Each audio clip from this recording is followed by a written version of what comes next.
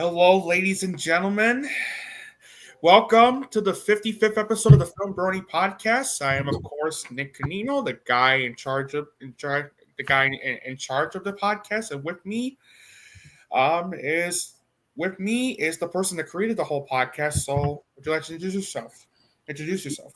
Yeah, you pretty much know who I am. We've been here 4 days ago. Guess you could say that a lot can happen within 4 days. I mean, I got set up a new backdrop and got a few of these in the mail. Nice. All right. Well, guys, you've been waiting for this. And here it is. We're gonna put this godforsaken year to rest one last time. We're gonna talk about 2024 one last time as Søren and I go over 20 of the best movies that he and I saw in 2024. Now, there's a couple of rules to keep in mind. Number one, there were a few movies on this. There were a few movies that came out this year that I never got a chance to see. Like, well, we might as well do a Blu-ray showcase really quick. I only have one with me, but go ahead and share yours. You have Constant Gardener, Nosferatu. I also have Nosferatu. And War Games. Sweet. All right. And yes, I have Nosferatu. Anyway. All right. So we're doing our best of list now. So here's a couple rules to keep in mind as well. I have not seen some of the movies that are on people's best of list. And hello, John. Hello, Ethan. Hello, Eddie. And hello, Taz. Welcome to the podcast, guys. And Taz, I'm doing just fine. How are you? Anyway, so with that being said, here we go with our best of list. Now, keep in mind as well, I have not seen some of the movies that I have not seen some of the films that are on people's best of list. I never saw Late Night with the Devil, nor did I have time to see the seed of the Sacred Fate, nor did I have time to see All We Imagine Is Light, nor did I have any time to see Wallace and Gromit: Vengeance Most Foul. So if you were expecting those films to be on the list, I'm sorry to tell you that they're not. If I had time to see any of those movies, maybe they would be on this list, but due to time constraints and stuff, I just couldn't see all of them. So sorry, but I just didn't with all the work and real life getting in my way. It's just hard to keep track of like time to like watch all the films and stuff. And also, one last thing to keep in mind too. This is just our personal picks for what Søren and I feel are the best movies that we both saw in 2024. There's going to be some picks you're going to disagree with, and that's totally all right. After all, please remember that film is subjective. Film is subjective, and that you're allowed to comment down below on what your favorite movies of the year of 2024 are. So, anyway, with that out of the way, we're going to get started with our best of list, starting with our honorable mentions. All right. As for honorable mentions, I have Saturday Night, Abigail, Furiosa Mad Max Saga, I'm Still Here, The Bike Riders, The First Omen, Boy Kills World, Wallace and Gromit: Vengeance Most Foul, Twisters, my most controversial film in this list, Joker Folie à Deux, and last but not least, The Watchers. Two very controversial picks. Anyway, my honorable mentions are Sonic the Hedgehog 3, Juror Number 2, Monkey Man, Saturday Night, Inside Out 2, The Fire Inside, The Bike Riders, Love Lies Bleeding, Civil War, Kneecap, Between the Temples, The Fall Guy, Better Man, Furiosa, A Mad Max Saga, Heretic, A Different Man, Strange Darling, Mike Lee's Hard Truths, Richard Linklater's Hitman, and finally the one that almost made my number 20, Memoir of a Snail. All right, without further ado, let's get to the list. Starting with number 20.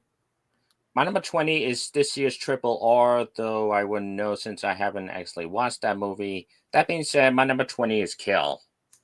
I was really on board with this main character inadvertently getting caught up in this train robbery, but when the title card showed up halfway through, that's when shit hits the fan. And by shit, I mean body parts. Think of it as if Die Hard, if the gore was amped up to 11. The fight scenes are bloody well choreographed, and it kept me on my toes throughout its runtime, which is why Kill is a great way to kick off my top 20. My number 20, and what could be a better... My number 20 is a musical. And what could be a good way to start out a musical than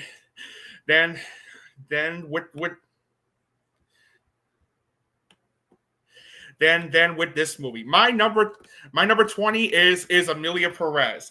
Boy, did I love this movie and the way it stood out for. Ha! You really thought it was Amelia Perez? Gotcha! Number 20 is Wicked. You'll see it on my list. Yeah. Fuck Amelia Perez. If you want to see a better movie musical that not only serves its purpose at being one, but is also highly entertaining, dazzling, and exhilarating, Wicked is definitely that film.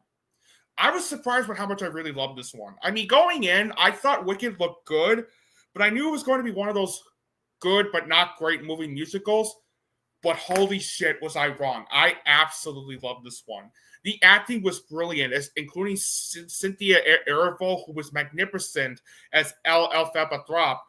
And while I'm not a fan of Ariana Grande, god damn was she fantastic as Galinda. And she would have been my pick for Best Supporting Actress if it wasn't for the next two actresses that I'm about to bring up later on. And on top of the film's terrific musical numbers, as well as fantastic production values and costume design, John M. Chu's excellent directing, and an ending that makes me excited to see Wicked for Good coming this November. This is absolutely one of the best movies. This absolutely made this one of the best movies I saw in 2024. Now, yes, the film being 15, a bit too long, was my only complaint I had with it. But that's really it. Wicked was fantastic, and it's a great way to kick off the top 20 list. Bring on Wicked for Good, baby! Because we're there, dude! My number 19 is actually a tie, and it's a tie between two films of similar caliber, that being Edward Berger's Conclave and what might be Clint Eastwood's final film, Juror Number 2. Just pretend the Blu-ray is in here because it hasn't arrived in the mail yet. Anyways, Conclave is a movie held together by its tight editing and outstanding cast, especially from Ray Fiennes, who gives his best performance in Schindler's List. Great cinematography and visuals, and compelling themes regarding religion and politics, and it's easy to see why this is a current frontrunner to win Best Picture tomorrow. Now, as for Juror Number 2, one of the best courtroom dramas I've ever seen, thanks to fantastic performances from the likes of Nicholas Hoult and Zoe Douche, as well as a gripping story about a juror caught in a crime he may or may not have been a part of. So go see this movie regardless of how much David Zaslav doesn't want you to, as it, along with Conclave, is my number 19. And one last thing before I talk about my number 19. Fuck David Zaslav. My number 19, I saw this back in April, and I'm shocked this is low on the list given how much I love this movie. But number 19 is Challengers. Good, but not great. Yeah. I'm not someone who is exactly a tennis person, but man, was I swept away with how triumphant and entertaining the whole thing felt. And who knew that a movie about tennis could be also classy and seductive? This is such a triumphant, riveting, and entertaining character study on love, relationships, manipulation, desire, identity, and legacy that had me swept off my feet, while also having me on the edge of my seat on the outcome of the situation. On top of Luca Guadagnino's excellent, fantastic directing, Zendaya was fantastic as the woman you love to hate because of how much of a master manipulator she is. While Josh O'Connor and especially Mike Feist were both fantastic in the film as well. And on top of Trent Reznor's and Atticus Ross's fantastic musical score and how captivating the cinematography felt, what also blew me away about this film were the tennis sequences. My God, were they beautifully filmed. How they were shot, edited, choreographed, and directed is nothing short of astounding, especially with the POV tennis shot. Like, wow, what a shot. And on top of its ambiguous ending that felt, and on top of its ending that felt ambiguous yet fantastic and subtle. Challengers is not subtle, but fantastic, but well executed. This is the reason why I found Challengers to be one of the most seductive, riveting, highly entertaining, and triumphant films of 2024, and that is why it is number 19 on the list. I'm a bit shocked as you guys. This is low on the list, but there were just 18 movies that I saw in 2024 that I loved just a bit more. But regardless, check this one out. It's a great film. Number 18 is the return of Tim Burton in his macabre eye for cinema, Beetlejuice. This movie features... Also, I hate to interrupt this for a bit, but damn right he should. Yeah. This movie features everything people loved about the first movie, from Michael Keaton and Winona Ryder, giving it their all to its stylish visuals, to its gothic music, atmosphere, and lore, and mixes it with new characters with the likes of Willem Dafoe and Monica Bellucci. It's funny, it's kooky, it's bound to please both tweens and adults alike, and it's got something for everyone, hence the number 18 spot. Oh yeah, one last thing before I move on to my number 18. The fact that Trent Reznor and Atticus Ross's score was snubbed from the best original score category, and yet an overrated piece of shit like Amelia Perez gets it. What the fuck, Academy? Anyway, moving on. Number 18 on this list. Number 18 on this list is Longlegs. Oh my goodness. Boy, did I really love this one. Longlegs was one of the most disturbing yet powerful, chilling, and intriguing films I saw in 2024. Oscar Perkins did a fantastic job crafting a character study portrait on not only a serial killer, but on evil and how quickly it spreads in some. It spreads in some. This one was definitely a slow burner, but it works because of how it fits the tone and atmosphere of the film. And on top of Oscar Perkins' fantastic directing, the acting was absolutely terrific. Mika Monroe was fantastic, but it's Nicolas motherfucking Cage that steals the entire show. My God, was he so good in this one. As I said in my review, not only does he deliver what I consider to be one of his best performances to date as the titular character, but the makeup they did on him is nothing short of astonishing. Like, wow. And on top of the film's terrific cinematography, haunting musical score, brilliant editing, excellent use of practical effects, the film delivering real tension and suspense that had me on the edge of my seat throughout, and an ending that had my jaw dropped and in a good way. This is why Longlegs is number 18 on the list. Osgood, bring on the monkey and keeper, because I'm there. I'll be there, dude. Number 17 is a movie we just talked about in the previous podcast, The Room Next Door. As stated before, the story about old friends who reconnect for the last time is an engaging one thanks to both Pedro Almodovar's screenplay and the two lead performances. It's one of his best films of which I've seen, and I'm eager to see what he comes up with next. And that's my number 17. My number 17 was my number 17 was one of my top 5 films of the summer, and that is Dee Dee. I'll have to see that when I get to it. I saw the trailer for Dee Dee when I went to go see The Bike Riders, and I was interested in this one.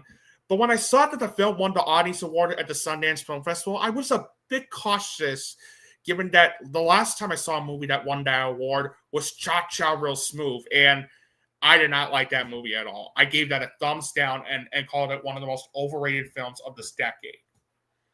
But wow, after seeing Dee Dee, I now understood why it won that prestigious award.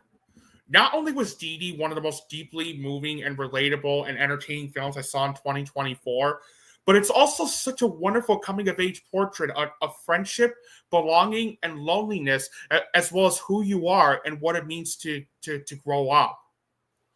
As I stated before, every once or twice in a while, I come across a movie that not only speaks to me from the heart, but also feels real, deeply moving, and relatable. And Dee Dee is definitely that film.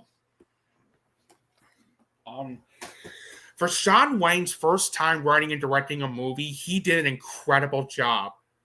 Because not only was his directing fantastic, but so was his screenplay, especially in terms of how real, fleshed out, and relatable the characters felt, and how well written the dialogue felt as well. And it also does a brilliant job exploring its themes on friendship, belonging, loneliness, self-hatred, and growing up.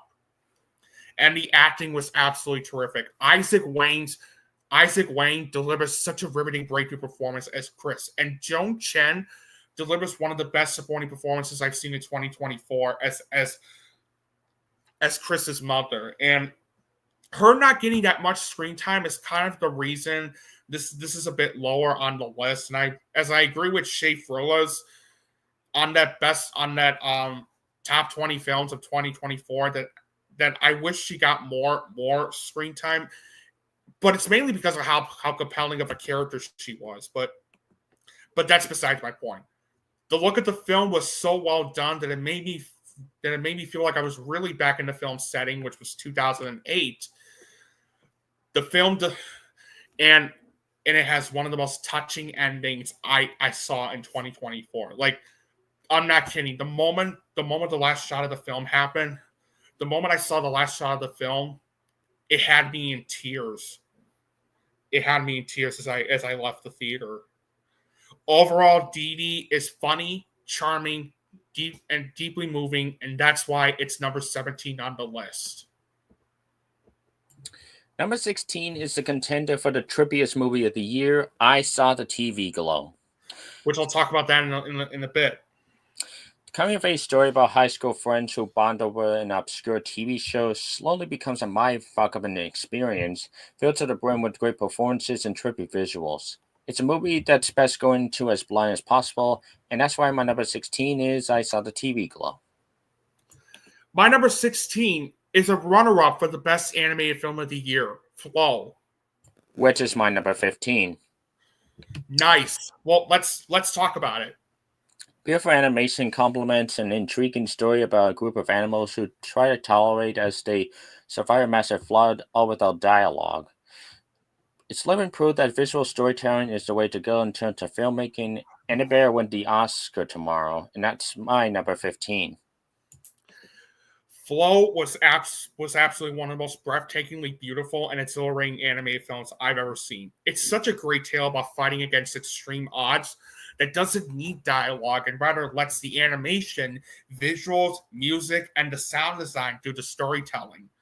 And when I say that this movie has one of the most beautiful animations I've ever seen, I fucking mean it. Like, how in the hell did an animated film that was completely rendered on the free and open software Blender look this beautiful? I mean, the design of the creatures in the backgrounds is one thing, but the way they animated the animals, as well as the way they move the camera around, with that, like, fucking impressive. Wow. And on top of that, it also has some of the best sound design I've heard in the movie in 2024. According to the sound designer, he used actual animals for each character depicted in the film, with the only exception being the Gabera. As actual Gabera sounds were too high-pitched and unpleasant, he used the sounds of a baby camel instead. This really explains very well on why the sound design in Flow is absolutely fantastic.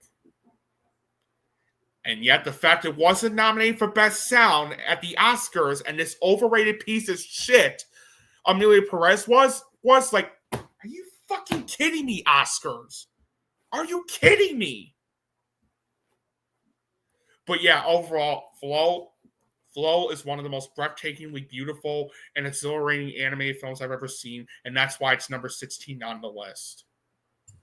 And speaking of animation, my number 14 is one for the adults, Memoir of a Snail. Much like the director's previous film... I'm sorry? Wait a minute. I actually get to explain... Oh, no, wait! Flow was my number 15! Shit! I forgot to explain my number 16! Oh, sorry. Alright. We made a boo-boo. We made a boo-boo.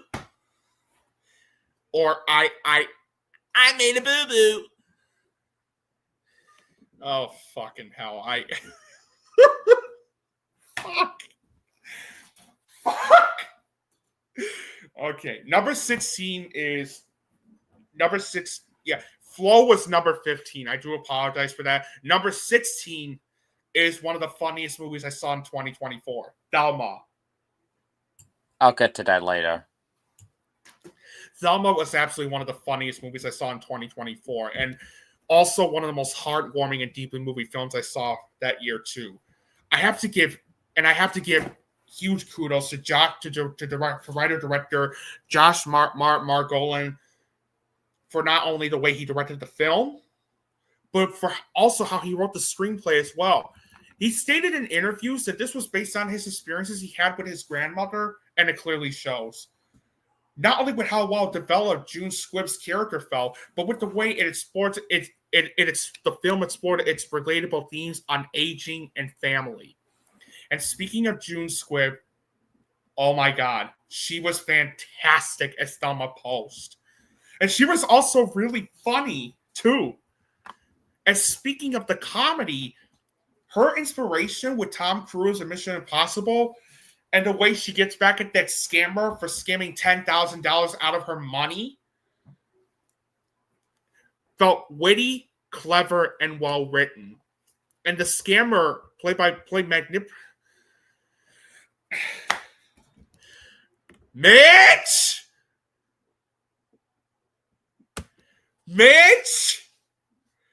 Ladies and gentlemen, he has entered the building. Mitch Millardy has entered the building.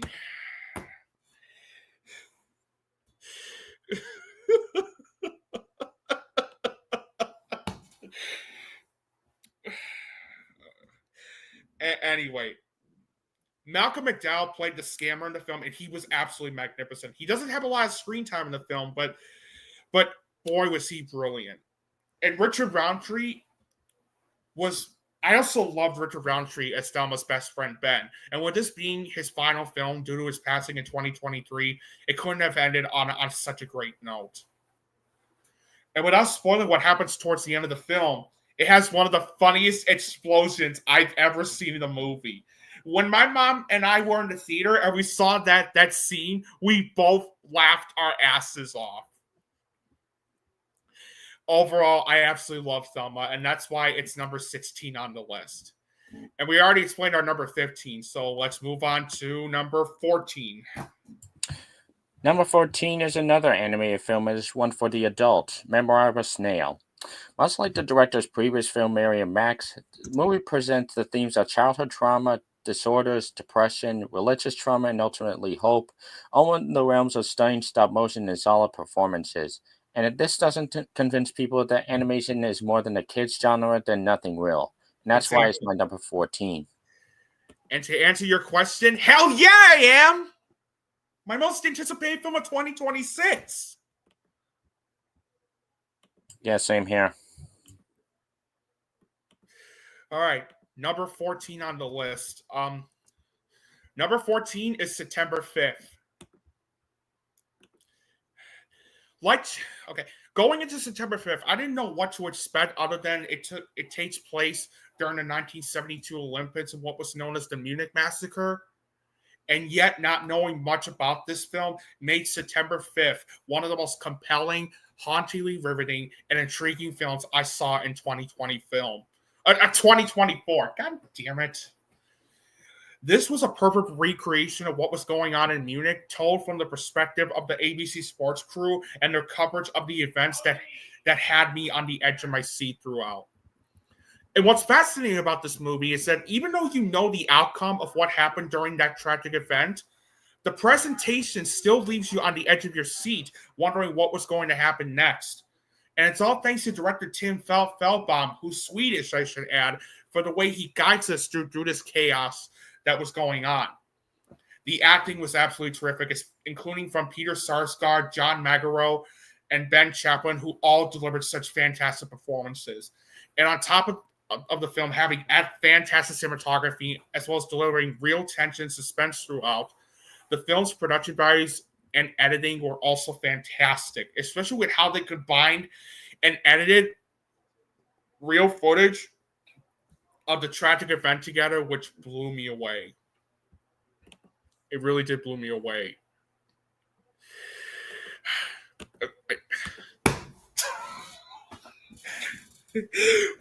But you quit it already!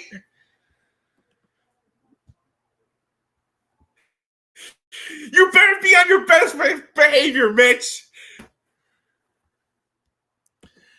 What's the word I'm looking for? Oh yeah. No!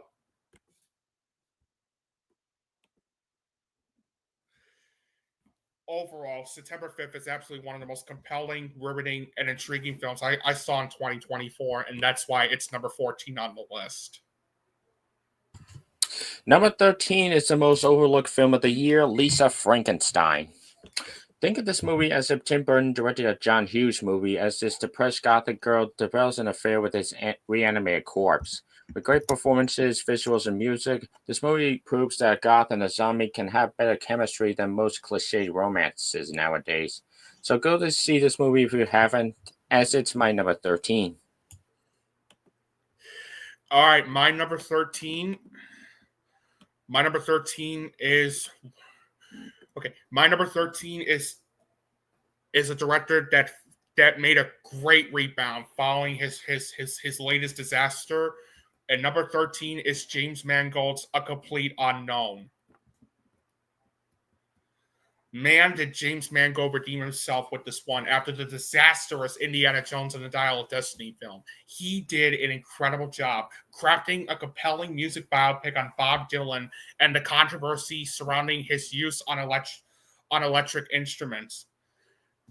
Timothy Chalamet was absolutely magnificent as Bob Dylan. Like, god damn, not only did he sound like Bob Dylan, but who knew he could sing so well while also playing the harmonica too? He was originally my pick for Best Actor when I saw this before another actor in another film that I'll talk about later dethroned it. But if he ends up winning Best Actor, given that he just recently won the SAG Award, I will actually be very pleased about it. I won't mind it at all because I think this is a wonderful performance that he gave out. I will be very pleased about that.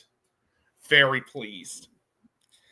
Edward Norton was brilliant as Pete Seeger, one of his best performances yet. Elle Fanning was fantastic, while Monica Barbaro blew me away as Joan Baez. Like, I'm not kidding when I say that this is one of the best supporting performances I've seen from an actress in 2024. James Mangold also did a terrific job with the way he guides us through Bob Dylan's success, as well as showing the controversy Bob Dylan was getting when he was using an electric instruments. And on top of the film having excellent sound design, fantastic soundtrack, terrific editing and cinematography, and excellent productive values and costume design. This is why I found A Complete Unknown to be one of the most compelling and entertaining music biopics I've ever seen, and that's why it's number 13. Number 12 is the best live-action family film of the year, that being Sonic the Hedgehog 3. After a lackluster first trailer, an improved first movie, and an even better sequel, Sonic continues to be the series to defy expectations left and right. And this movie delivers all the fun comedy, exciting action, and solid performances of the previous two movies, while also being darker and more emotional than ever before. It's everything the Super Mario movie isn't, and it's gotten me and a lot of people excited for the next movie, hence the number 12 spot. And before Nick gets to his pick, I have one question. Who posted my nudes on Twitter.com? No.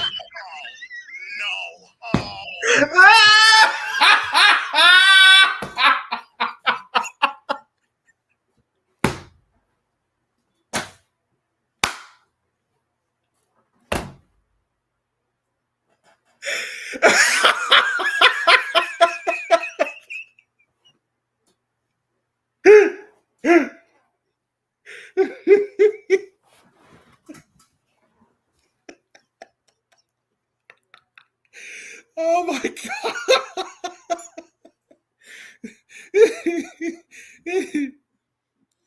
Also, before I get to my number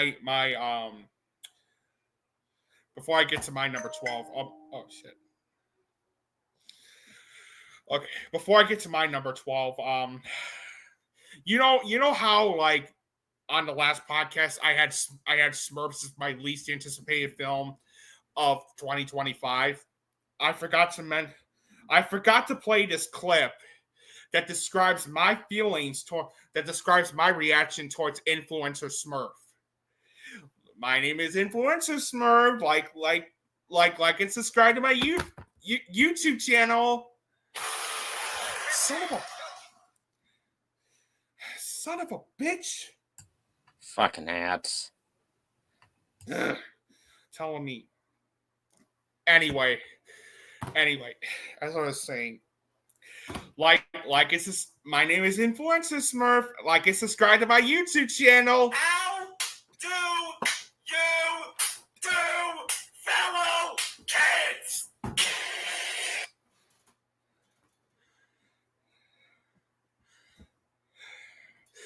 Thank you. Anyway, now the next 12 now the films at 12 through 4 could change at any time, but for this particular podcast, this is the order I decided to put them in. This is the order. Okay, so actually, number 12, I already know what it is, but for the films at like 11 through 4, they could change at any time. So just be aware. Anyway, number 12 is Søren. Søren had it on his list, and I might as well talk about it myself. Number 12 is I Saw the TV Glow. I know a lot of people were split on this one, especially since some dismissed it as being a pretentious teen angst film that has nothing to say with what it would. That has nothing to say with its themes, but I have to disagree on that. Yeah, it's more and yeah, it's more uncomfortable and unsettling than it is scary, and yet watching I Saw the TV Glow felt therapeutic for me. Once in a while, I come across a movie that feels therapeutic, and I Saw the TV Glow is definitely that film. Not only was Jane Schoenbrun's directing terrific, but the screenplay she wrote for the film was brilliant, especially with how well the film explored its themes and metaphors on obsession, memory, nostalgia, identity, and isolation. Justice Smith delivers what I consider his best performance, yet mainly due to how raw and powerful it felt. And I related to his character Owen, especially given how, well, I might as well tell my story one last time. I might as well tell my story one last time. I told it on the podcast when I told it back in a few months ago when we talked about this on our podcast, but I might as well tell the story again. I might as well tell the story again. All right. When I was a kid and a teenager, I was suffering through, and this explains why if this movie felt therapeutic to me. When I was a kid and teenager, I was suffering through anxiety, and my life was turned upside down because of how much I was living through this dark cloud or a wall that made me disconnect from reality and feel like I was living in this different place that didn't exist at all. And that is called depersonalization. It's a state of mind that can make you feel alienated from real life, as if you're in a dream or a movie. It can happen to anyone, especially since it's often the result of stress, trauma, depression, and anxiety. And watching this portrayed on screen really felt like therapy to me.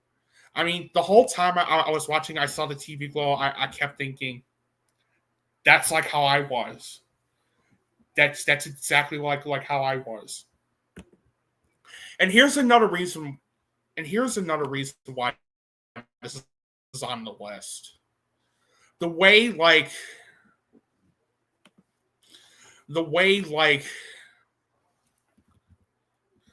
here's another reason why this is on the list. The brilliant metaphoric representation of coming out as a transgender. The way it was presented and the way it was presented about this one particular character in the film felt so well executed with one of its themes in the film. And on top of the film's brilliant soundtrack, terrific cinematography and editing and sound design, and the film having one of the most devastating yet powerful endings I've ever seen,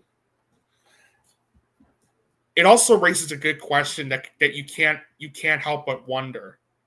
Can we let go of our nostalgia, even if it's hard to do so, despite how scary it is sometimes? I mean, this is a food for thought question that really that was raised in my head after I saw the film.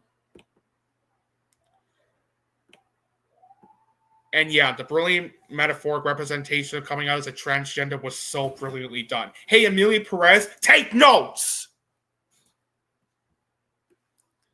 Yeah, overall, I found I saw the TV Glow to be one of the most devastating yet mesmerizing and thought-provoking films I saw in 2024, and that's why it is number 12.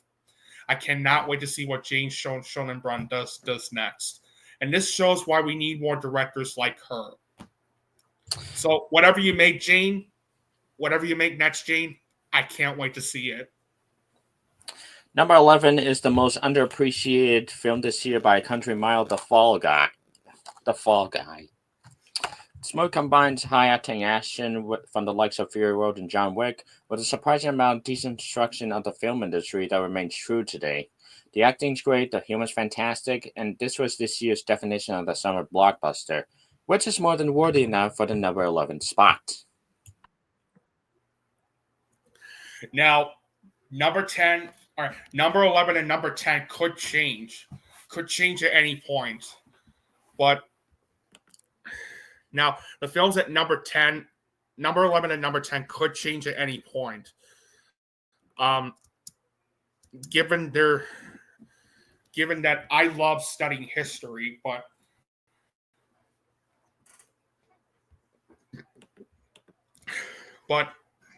for right now, this is the order I decided to put them in. But for right now, this is the order I decided to put them in. At number 11, I have Nickel Boys. I'm not saying a fucking word. Yeah, you better not, man. You better not, man. You better not. Just kidding. Just kidding. Okay, so yeah, I really love this film, but understand why some wouldn't love it as much. I mean, the slow burn pace and the first person view and the first person point of view will frustrate some, and the ending will frustrate some as well. But to me, I thought it was absolutely brilliant. Ramel Ross did a wonderful job with the way he directed this movie and the way he guides us through this movie, inspired by the Dozier School for Boys, a now closed Florida reform school notorious for its abusive treatment of students. Students. He does a great job, like guiding us through that, and the screenplay that he and Jocelyn Barnes wrote for the film was absolutely fantastic, especially with the way it combines. He was able to explore not just with how well developed and real the characters felt, but with the way he explores the themes on racism, friendship, trauma, and survival. The acting was absolutely terrific. Ethan Harris, I'm sorry if I mispronounced that, but you know what? I'm just gonna put his name in the comments right here. He's the guy that played Elwood, and he was absolutely brilliant. And he was absolutely brilliant in the film. Brandon Wilson was wonderful as Turner, Elwood's best friend, and the two of them had terrific chemistry in the film as well. And the actress that played Elwood's grandmother, Hattie, again, I'm going to put her name in the comment and then show it right here. Yeah, she played Hattie, Elwood's grandmother, and what a performance she gave out. And the fact that she was snubbed from the Best Supporting Actress nomination, just why? Why? And on top of the film's excellent production values and costume design, fantastic cinematography and editing, and a plot twist and ending that really floored me. This really made Nickel Boys one of the most compelling and beautiful films I saw in 2024, and that's why it's number 11 on the list. Number 10 is another underrated film on this list, and that's Thelma. The story about an old woman going across town to get her money back is a funny and heartfelt one, thanks to the writing and performances, especially June Squibb in an award snub performance. With a ton of laughs and a ton of emotion, it's one to get a well-deserved cult following over the years, and it's a fine film to kick off the top 10. My number 10, okay. My number 10. Next up at number 10 is the movie that should win Best International Feature at the Oscars. And that film is I'm Still Here. I'm Still Here is a powerful, gripping, poignant, and moving portrait of a woman who is trying to maintain family stability as she investigates her husband's disappearance. Not knowing that this was based on true events made I'm Still Here one of the most surprising and captivating experiences I've ever had going to the movies in 2024. Fernanda Torres delivers one of the best performances I've seen from an actress in 2024 as Eunice Pava. And that's mainly due to how raw and powerful her performance came out as. And how you feel the fear that she goes through during the time when Brazil was under military dictatorship.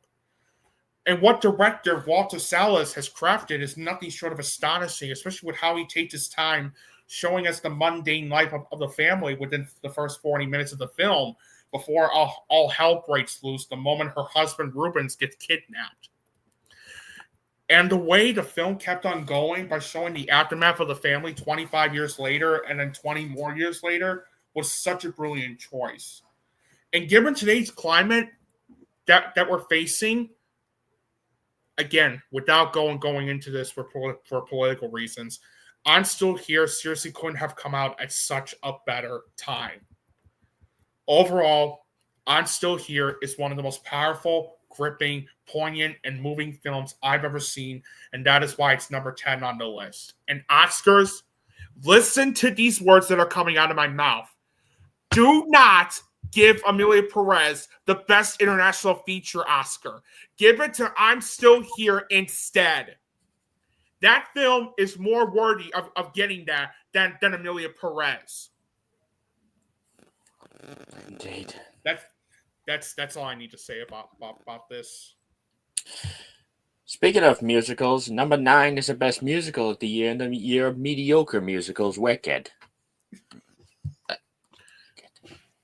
This movie brings the world of Oz to life to its sweeping colors with its fantastic production values and music, terrific performances from the likes of Cynthia Erivo and Ariana Grande, to an engaging story that flows even for a movie that's just half the stage show. I'm psyched to see how Wicked for Good turns out in November, and part 1 is my number 9.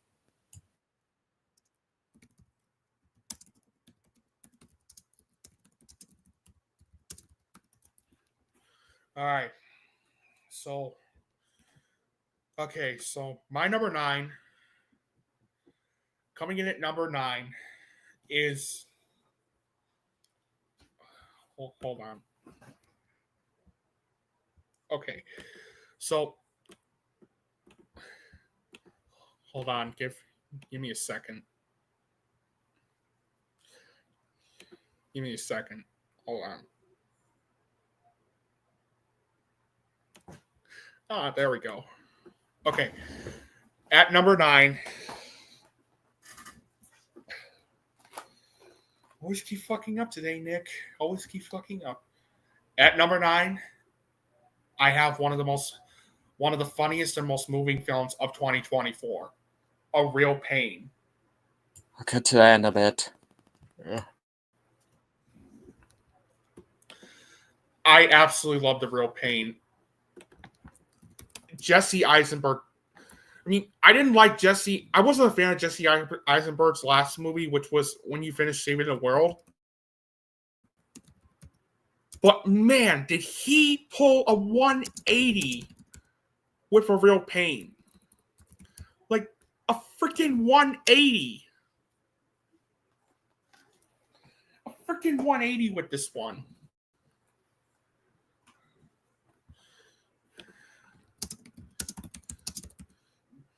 Give me a second. See, this is what happens when I don't have a script. I wish I did, but I wish I had time, but again, this is what crunch time does to me, people.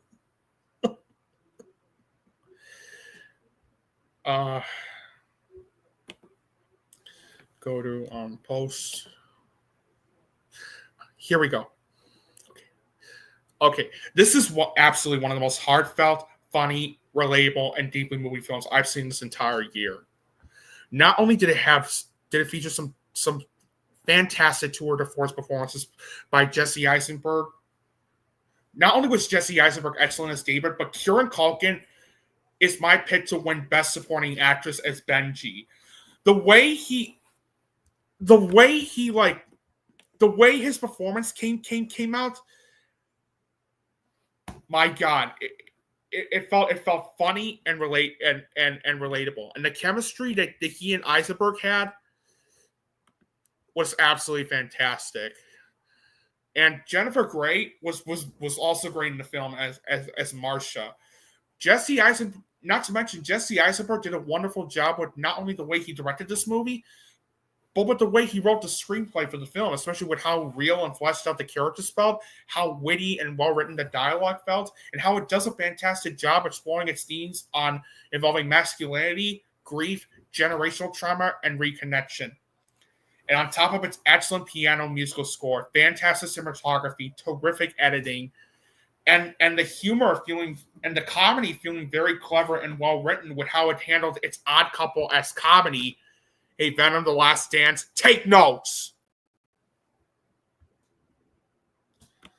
and on top of the film having a very satisfying ending, this is why I absolutely loved A Real Pain. It's one of the funniest and most heartfelt, relatable, and deeply moving films I've seen this entire year. And that is why it is number 9 on the list. Well done, Jesse Eisenberg. Number 8 is the Gothic remake A Century in the Making, and that being Nosferatu! I knew you were going to do that. And I'll explain that later on my list. Robert Eggers is officially 4 for 4, as he's proven to be the perfect director to bring the classic story to the modern age. With his fantastically dark and eerie production values, cinematography, and music, as well as the performances from the likes of Nicholas Hoult, Lily Rose Depp, and Bill Skarsgård, this movie cements the fact that the story of Dracula's last Nosferatu will live on for generations to come, hence the number 8 spot. All right. Also, if you hear any noise in the background, it's my dad. So I do apologize for that, and my brother's home too. So I do apologize for that. But anyway, moving on. Moving on to my number 8 spot. Number 8 was the best movie I saw in the summer. Number 8 was the best movie I saw in the summer of 2024. And if you remember, Søren and I had this as both of our picks, and that film is Sing Sing. Yeah. Once again, number 8 is Sing Sing. Sing Sing was absolutely fantastic, and this. It's movies like Sing Sing that made me realize why I love movies so much. It's not just a great story about redemption and humanity.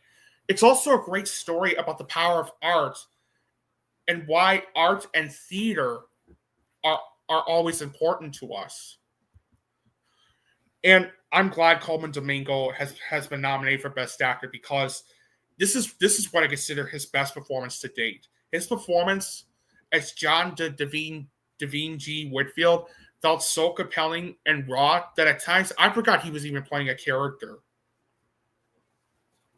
The rest of the acting was brilliant, and especially considering that most of the cast are actually former prisoners of the Sing Sing Correctional Facility, including Clarence Macklin, who absolutely delivers one of the best supporting performances I've seen in 2024. And the fact he was snubbed from the Best Supporting Actor nomination just... But he did get in for the screenplay nomination, so there's that. There's that. Excellent directing, terrific cinematography. I was also very surprised at how the movie had some good amounts of humor sprinkled into the midst. The movie does a fantastic job with the way it explores its themes on humanity, redemption, and the power of art and theater. And without spoiling what happens, it also has one of the best endings I've seen in the movie in 2024. And what a brilliant musical score too, I should add. And Like a Bird is one of the best songs I've ever heard. It's one of the best movie songs I've ever heard in my life. Again, Oscars, I know you're going to vote El Mel as the best original song of the year, but taking into consideration that Like a Bird deserves to win best original song. Okay? Anyway, overall, Sing Sing features Colman Domingo's finest performance he's given out of his career, and it's compelling, heartfelt, and riveting, and that is why it is number 8 on the list. Number 7 is Jesse Eisenberg's sophomore directorial effort, A Real Pain. After his first movie barely pleased me. Wait, isn't that your number 7? Yeah, my number 7. After his first movie, I was just going to say, your number 8 was Nosferatu. Yeah. My number 8 was Nosferatu. Number 7 is Real Pain. Sorry if I missed. Anyways, after his first movie, Bailey. It happens. It happens. After his first movie, Bailey Pleased Me, this movie manages to outdo his behind the camera talents in this tale about distant cousins who bond over a European trip. And it would be nothing if it weren't for the two lead performances of Eisenberg and Kieran Culkin. After this movie, I'm eager to see what he does next in the director's chair, as A Real Pain is my number 7. My number seven, boy, have I been looking forward to talking about this one. Again, it could change at any time, but man, did I really love this movie. Number 7 is The Substance. You'll see it way later. Man, talk about a movie that really blew me away with how disgusting and outrageous yet powerful and compelling it felt. Like my God, what a film! What a film! What Corelli on Fargate, the director of Revenge, did here was a disgusting and disturbing yet powerful and mesmerizing and absorbing film that's basically a big fuck you to the entertainment industry and the way it treats women when it not only comes to beauty, but the aging as well. Like, there's a lot I really loved about this movie. Like hats off to you, Corelli, because not only was it well directed, but the screenplay. It's not hard to see why this won Best Screenplay at the Cannes Film Festival, because what I loved about the screenplay was not only its brilliant characterization and the dialogue feeling sharp, clever, and well written, but how it does a brilliant job with the way it explores and executes its themes involving like beauty, self-image, and ageism, while also being a brilliant deconstruction on the entertainment industry and the way it treats actresses in terms of not only the beauty, but their age as well. And on top of that, the cinematography was absolutely terrific and mesmerizing, and one of the best I've seen in 2024 due to how much it gave out those Stanley Kubrick vibes. And on top of its terrific editing, musical score, and pacing, the acting was absolutely terrific. Like, my God, Demi Moore is my pick to win Best Actress.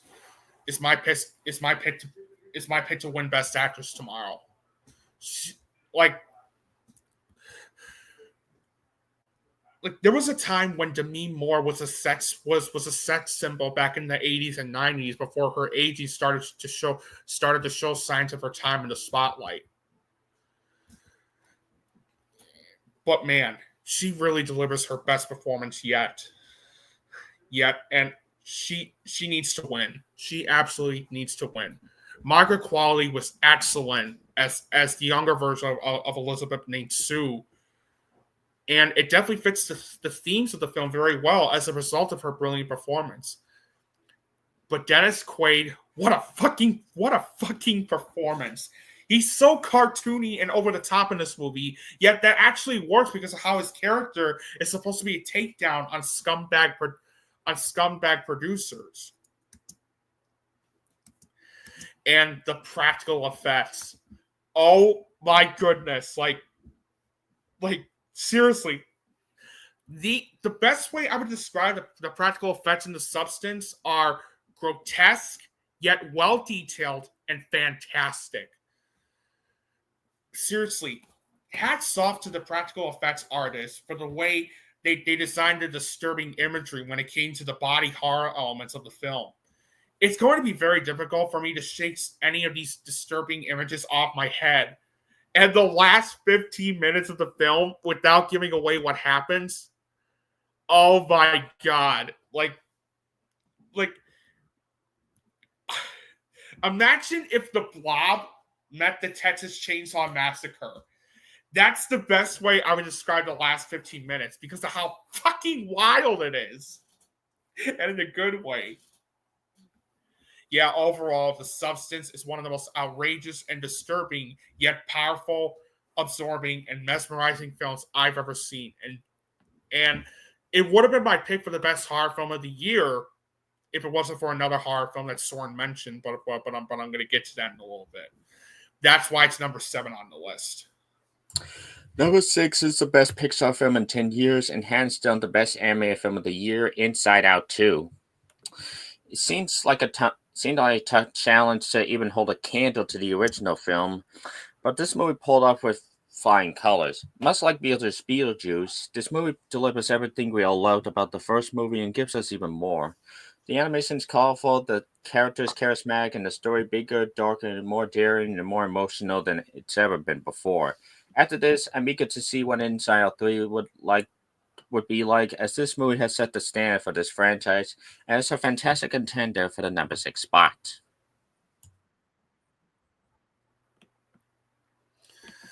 My number 6 is the best animated film of the year, and I know you're gonna. My number 6 is the best animated film of the year, The Wild Robot. I knew it was going to be good, going in. But my God, what I did not expect was an emotional experience. Like, wow. I'm not kidding when I say that The Wild Robot is one of the best DreamWorks animated films I've seen since the first Shrek film. Like, I mean, the director of this movie, Chris Sanders, who also directed Lilo and Stitch and co-directed How to Train Your Dragon, really outdid himself with this one. Like, on top of the film having a well-crafted and engaging story, Chris Sanders directing being fantastic. You also have the screenplay, which is absolutely terrific. With the way it had excellent characterization, well-written dialogue, and the tone feeling very consistent when it came to some of its comedic and dramatic elements mixed in. The voice acting was terrific. Lupita Nyong'o was terrific as the voice of Roz. Pedro Pascal, Kit Connor, Bill Nighy, Stephanie Hsu, Mark Hamill, Catherine O'Hara, and Vin Rames also deliver excellent vocal performances as well. The musical score is fantastic. It's got excellent pacing and editing. The themes of belonging, parenthood, kindness, nature and technology, and the power of love felt well executed. It does a brilliant job. And the animation. This is why I feel this is the best animated film of the year. The art direction, the text, as well as the well-detailed textures and design and visual and stunning visuals on not just the animals, but the backgrounds as well, is absolutely terrific. It's like a beautiful Van Gogh like painting you would see in museums. That's what it felt like. And according to Chris Sanders too, he took inspiration from his inspiration for the film came from not only Hayao Miyazaki with the classic film My Neighbor Totoro, but also from a Disney classic film Bambi. And after watching The Wild Robot, it clearly shows. It definitely shows. And that ending, by the time, like, I'm not even kidding, the ending was so emotional that it made me bawl like a baby. Like, oh my God. Like, oh my God. Like, if that isn't proof that this is one of the best this is one of the most emotional endings I've ever seen, then I don't know what is. Overall, The Wild Robot is one of the best DreamWorks animated movies I've seen since Shrek, and absolutely one of the most deeply moving animated films I've seen in general too. And that's why The Wild Robot is number 6 on the list. My number 5 is the second most likely to win Best Picture, Anora. Sean Baker's been a hit or miss for me. Tangerine was eh. The Flora Project was overrated. Red Rocket I thought was really good, but this movie blows them all out of the water. I was already on board with this romance between a stripper and a wealthy youngster, but halfway is when a Cinderella story becomes an absolute nightmare. Guess you can say Wolverine was right in that he couldn't even save a relationship with a stripper. Top it off with an outstanding Right? performance. Top it off with outstanding performances, especially Mikey Madison, and you got a great movie to start off the top five. My number five. My number five. Søren had it on his list, and it's a runner-up contender for Best Picture, and it is Conclave. I absolutely loved Conclave very much. I absolutely loved Conclave. Like, I fucking love this movie.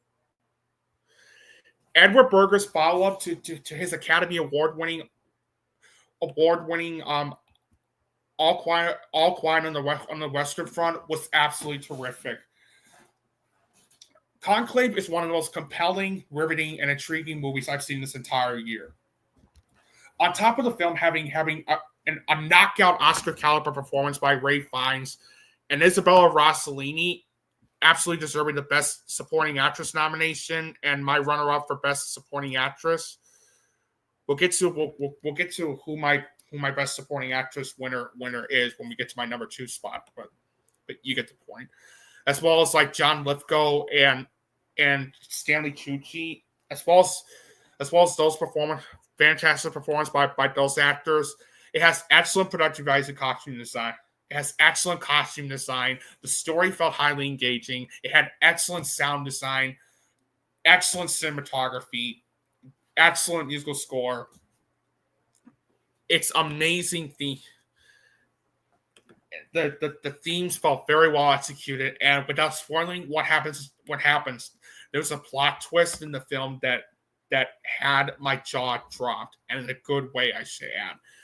And it fits with its theme very well as a result of this. But yeah, Conclave is absolutely one of the most compelling, riveting films I saw in 2024. And that is why it is a great way to kick off the top 5. My number 4, as Nick had stated, was my pick for the best film of the summer, Sing Sing. Besides solid performances and cinematography, this movie delivers a reliable message about escapism using forms of art being theater, but also art bringing the best out of even the worst of people. It's an emotional experience that'll stay with me through years to come, and the fact that the Oscars didn't nominate this for Best Picture is just a crime. And that's my number 4. It is a crime. It is a crime. Like, what the hell? My number 4, Søren mentioned it on his list. Hey, Søren, play that clip of SpongeBob again.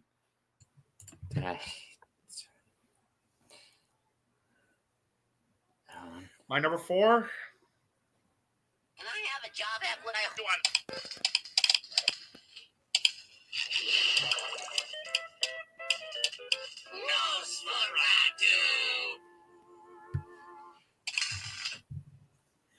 Yeah, I Robert Eggers, you son of a gun.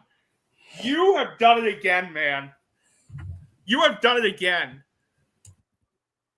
You have done it again, man.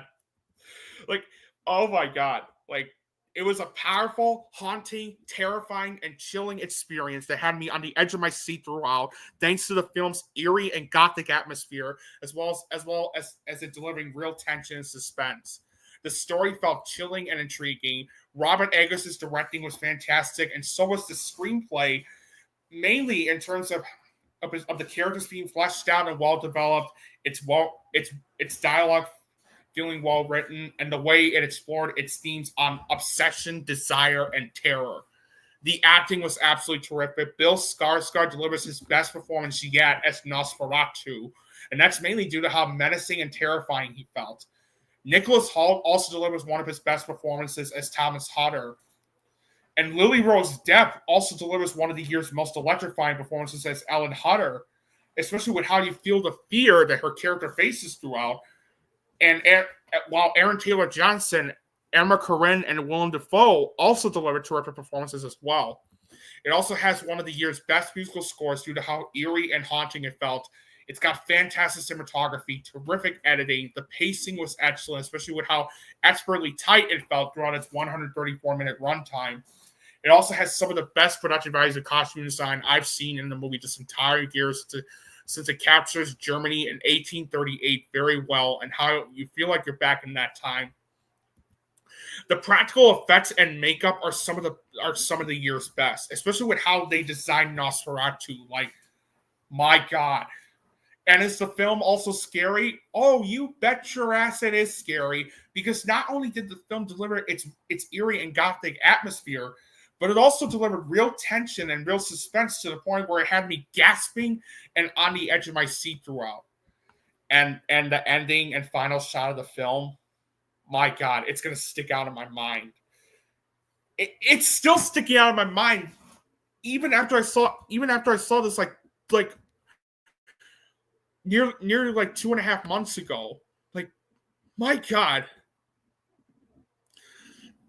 Overall, Nosferatu has now dethroned Longlegs as being the best horror movie I've seen in 2024, since this is one of the most powerful, haunting, absorbing, chilling, and terrifying films I've ever seen. And I cannot wait to see what Robert Eggers does next. And that's why Nosferatu is my number 4. You know, one thing I just realized, Nick, is that my number 3 is your number 2, and my number 2 is my number 3. So, which one do you want to go through first? Let's do. Why don't we do? Well, I usually go by the theatrical release order. So, the film that came first, we're gonna do. All right. So, my number 2 and Nick's number 3 is a movie I thought was going to be an easy number 1 until a certain movie snuck into my radar. But So did I. Otherwise, Doom Part 2 is my number 2. And my number 3. Just like Part 1 before it, this movie brings the spirit and lore of Frank Herbert's story into the silver screen. Stellar performances all around, especially from Timothy Chalamet and Austin Butler.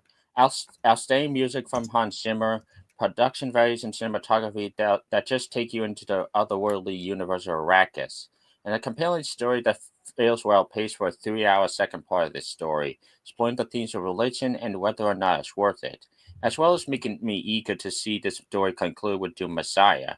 And I thought this had the number 1 spot in the bag for the longest time, but then one movie came up behind me and grabbed me even tighter than I could have imagined. So, yeah. And that's exactly that's exactly the same feelings I had as you. I had as you. Like, Dune Part 2 is not only did I love this more than the first film, but this is absolutely one of the most exciting, mesmerizing, and exhilarating sci-fi films I've ever seen. Like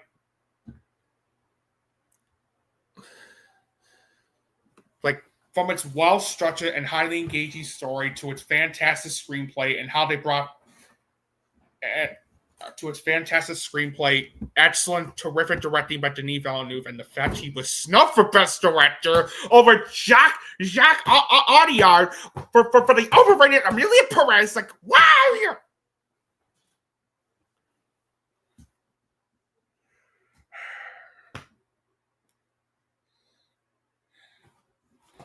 Anyway, the acting was from its terrific acting, especially from Timothy Chalamet, Zendaya, Rebecca Ferguson, Josh Brolin, Austin Butler, Florence Pugh, Dave Bautista, Christopher Walken, Lee Zoido, Stellan Skarsgård, Charlotte Rampling, and Harvey Bardem, to its epic and fantastic musical score by Hans Zimmer, terrific cinematography and editing, battle sequences that were exhilarating and breathtaking to watch, the best visual effects of 2024 due to how stunning and well detailed they felt, to its excellent sound design and amazing production design, and a very well executed that makes me excited for Dune Messiah. Messiah. This is why it is a Dune part. This is why Dune Part 2 is absolutely deserving of the top 3 to be. Can you hear me? Yeah, I hear you. Okay. This is why Dune Part 2 is deserving of the number 3 spot. My number 3 is a movie that I liked at first, but only aged like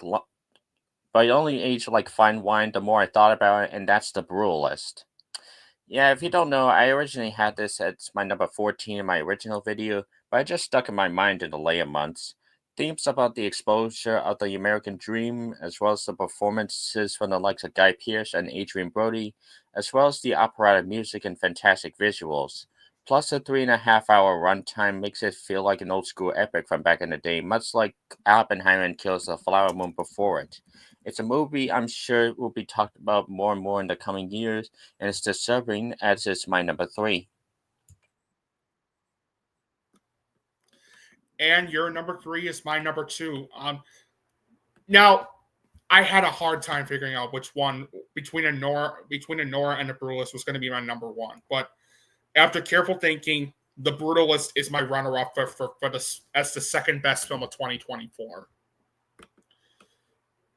I absolutely love this movie. The Brutalist was such an extraordinary masterpiece from start to finish.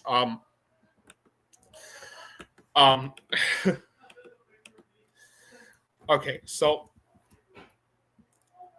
Brady Corbett's directing is absolutely the best of the year because how he guides us through this 3.5 hour old-fashioned journey into Laszlo top immigrating to America to rebuild his life, as well as striking a commission deal to a wealthy client to design a great modernist monument and helping to shape the landscape of a country he calls home, and the highs and devastating lows of it is nothing short of astonishing. It really felt like I was right there with these characters, especially since the fact that I saw this in IMAX. And what I loved about the story was how what I loved about the story, especially due to how well-structured and monumentally engaging it felt, was that it was structured as an epic biopic. It's structured like an epic biopic of Laszlo Toth, despite him, the story, and the rest of the characters in the film being completely fictional, told in a grand scope. And that is magnificent.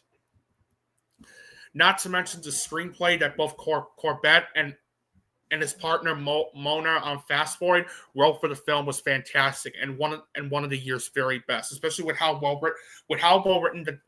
written and riveting the dialogue felt, how raw, fleshed out, and well developed the characters felt, and how it does a brilliant job tackling and exploring its themes on immigration, greatness, artistry, and the relationship between wealth and talent, immorality, and trauma. The acting is some of the best of 2024 by a landslide. Remember when I stated earlier that Timothée Chalamet was originally my pick for Best Actor before another actor dethroned it? This is the actor I'm talking about. Adrian Brody delivers his best performance since The Pianist as Laszlo Toth, and that's due to how raw and powerful it felt. And Guy Pearce delivers his best performance since Memento as the wealthy client named Harrison Lee Van Buren. Because what's fascinating about his portrayal is the complexity of his character. Like one moment, despite his snobbish and short-tempered, he comes across as a very kind and understanding guy who's fascinated with Toph's talent and wants to provide for him, give him a place to live, and shepherd him as he's designing and building this grand monument. And then in the other, but on the other, as the film progresses, you realize how much of a despicable person he is, especially with not only how his son Harry, played magnificently by Joe Alwyn, acts, but what he does to Adrian Brody's character later on in the film. I'm not going to give away what happens, by the way, that had my jaw dropped. And I am glad he's been nominated for Best Supporting Actor. Kieran Culkin is my pick to win, but he's definitely a runner-up. He is definitely a runner-up for Best Supporting Actor of the Year. The score is absolutely the best of 2024. The way I would describe Daniel Blumberg's score is in these words: powerful and epic. It also has the best cinematography of 2024. It's shot in 35 millimeter, yet the way they converted it into not only 70 millimeter, but also VistaVision is astonishing. It has terrific editing, fantastic pacing, some of the best production values and costume design of the year. Excellent sound design, and it also doesn't shy away from showing its very dark moments, especially when it came to Guy Pearce's character later on in the film as the film progresses. The decision to use a 15-minute intermission after part one was also brilliant. And on top of that, it has a very, very satisfying epilogue as well. Overall, not only does the Brutalist feature some of the year's best performances by Adrien Brody and Felicity Jones. Oh yeah, and another thing too about Felicity Jones I forgot to mention. She's not gonna. I know she's not gonna win, but Felicity Jones is my pick for Best Supporting Actress of the Year. She doesn't show up until the second half of the film, but my God, is she fantastic as Laszlo's wife. Once again, like Adrien Brody, her performance felt so raw and powerful that this is hands down the best performance the best supporting performance I've seen from a leading actress in 2024. Yeah. And let me rephrase what I just said again. Overall, not only does it feature some of the year's best performances by Adrien Brody, Felicity Jones, and Guy Pearce, but The Brutalist is one of the most powerful, compelling, captivating, monumental, triumphant, exhilarating, and extraordinary films I've ever seen, and that is why it is number 2 on the list. As for my number one, a little history. As some of you know, I'm not the biggest horror guy. Not that I don't like them, but outside of a few exceptions, it's not really a genre I gravitate towards. But then I read this particular movie's concept and heard good things about this one, and I was like, alright, I guess I can check it out. And once that opening scene with the star played on my screen, I knew I was up for something truly special. My number one best film of the year is The Substance. Story about Elizabeth Sparkle, who's a falling star who desperately takes this experimental drug to literally transform herself anew, is a thoroughly compelling one thanks to Corey Forget's direction and writing, exploring the themes of fleeting stardom and the dependency on drugs furthering deteriorating oneself. The editing and cinematography are also a sight to behold, keeping me engaged by the visual storytelling this movie presents. The makeup is outstanding as both Demi Moore and Margaret Qualley go through transformations you won't believe. But the performances are what truly make this movie. Both Demi and Margaret give the performances their all as they go through respective transformations, whether it be physical, emotional, or popular level. And that final act is where shit truly hits the fan and cements itself as a movie that'll never leave my mind. Much like my worst film of the year affected me on an emotional level, that being Seven Bikini Bottom, it only makes sense that my best film also affected me on an equal level. And The Substance is definitely that for me, which is why it is hands down my best film of 2024.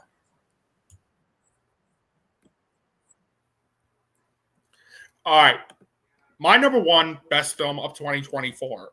Søren mentioned this film, and I want to give out a little history of this. Once upon a time, there was a filmmaker named Sean Baker. I have seen this back in 2015. I have seen this one of his earlier movies, Tangerine, and I love that movie. If I remade my best of 2015 list, this would definitely be on there. Then 2 years later, he made The Florida Project, and I was disappointed by that film and called it one of the most overrated films of the last decade. And then 4 years later, he did Red Rocket, and not only was it my pick for the most overrated film of 2021, but before Amelia Perez dethroned it, it was my pick for the most overrated film of the decade. Again, this was before Amelia Perez dethroned it. So I was a little bit. So even though I was looking forward to seeing this movie, given that to see my number one spot, given how I won the Palme d'Or, I was a little bit cautious, given the fact that I did not like the director's last two movies, minus Tangerine. But man, did he? But man, words can't even begin to describe how much I absolutely love this one. I absolutely love this one. Love this one. And how it blew me away. And not only do I consider this director's best movie, but it also is fitting to put this as my number one film of the year. And this is also my pick to win Best Picture. My number one best film of 2024 is Sean Baker's Honora. I absolutely adored Honora so much. It's movies like Honora that make me realize why I love movies so much and why I love going to the movies very much. I mean, this movie has generated a bit of a backlash given its given its content, as well as like how some people are annoyed and frustrated with some of the character decisions in the film, and I can understand that. But man, you know what? You know what? I was on board with the entire film. Like, seeing this on the biggest screen possible in Naperville really felt like I was right there with these characters. Not just with how well developed and real they felt, but with how witty and riveting the dialogue felt as well. Sean Baker did a wonderful job with the way he wrote the screenplay for the film. And the themes on identity, the American dream, as well as human relationships and identity and power were so well executed. And he did a wonderful job with the way he directed this film too. He did an incredible job. The soundtrack was brilliant. The cinematography is fantastic. It's very well edited, very well paced, especially throughout its 39-minute runtime. The acting is some of the best of the year, especially with Mickey Madison, who was magnificent as Honora. Mark Edelstein, who was fantastic as Vanya, the wealthy but immature son of the Russian oligarch. I mean, you hate his character so much because of what he does to her, but his acting is so powerful that this is one of those characters you love to hate. And what I also loved about Sean Baker's directing in the film is that for the first 40 minutes of the film, you really think you're living in this fairy tale. In this fairy tale where Vanya and Honora like all of a sudden have this relationship and then get married and stuff. But when news of their marriage gets about and all hell breaks loose, that's when it became one of the most extraordinary films I've ever seen. Like, this reminded me of my favorite film of 2019, which was Parasite, where it started off as a dark comedy in the first half before the tone transitioned to a thriller, to an intriguing thriller. And that's what I loved about the tone in Honora, the way it shifted tones, the way it successfully like shifted tones. And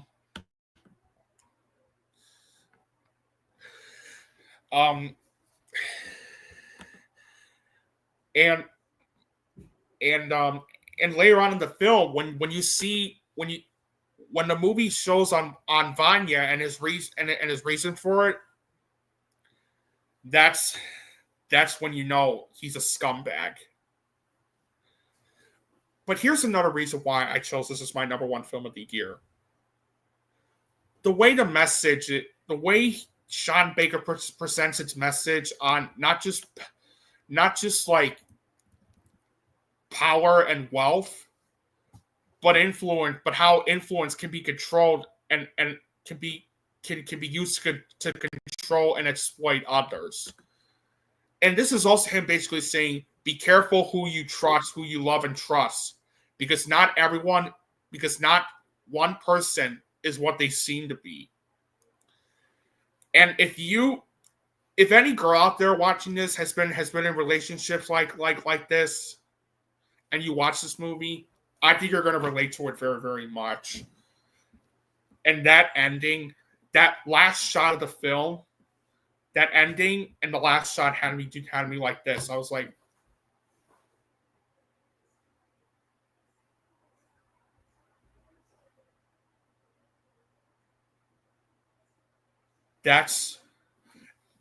with that reaction, that was a sign that I had just seen the best film of the year.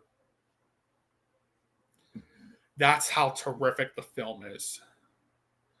And it was also very funny too. Like I should add, like there are some great moments of humor added into the mix, including one of the funniest again,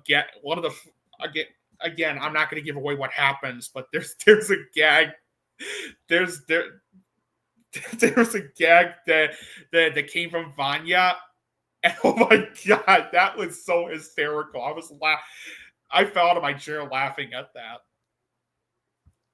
But yeah, I love this movie.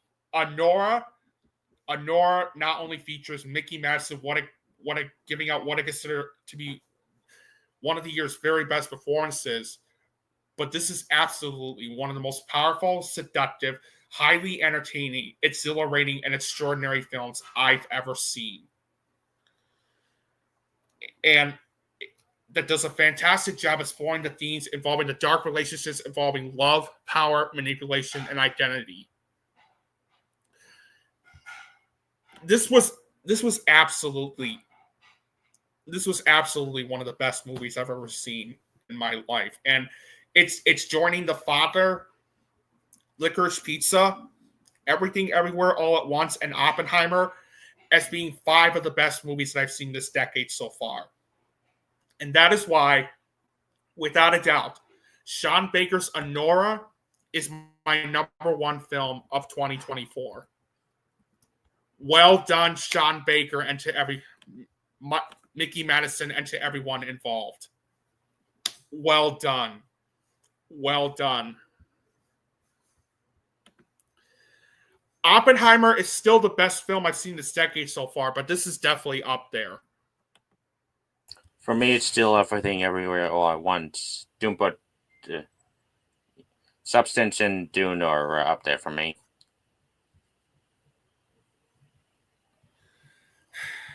I wish that was the case, if I'm going to be honest. I am not looking forward to any of those films at all, but I wish they... Anyway. And speaking of Snow White, I just want to end with this. Coming to a theater near you, me, a Mexican, jumps back over the board. Let me play that really quick. Guys, like, here it is. Hold on, let me find it. Like, the moment I saw that comment, that had me dying of laughter. You're never gonna believe. Shut up with the ads, damn it! Shut up! Hold on, let me find it. Here it is. Oh, here it is! Hold on. Here it is! Coming to a theater near you. Me, a Mexican, jumps back over the bar.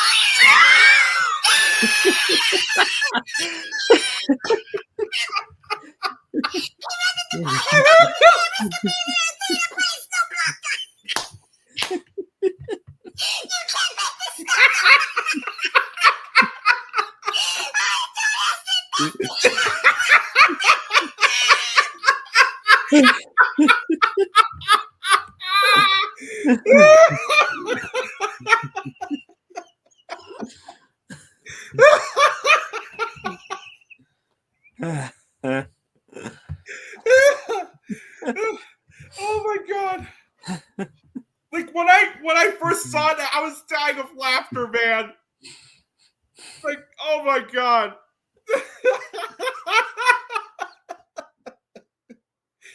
All right, y'all. All right.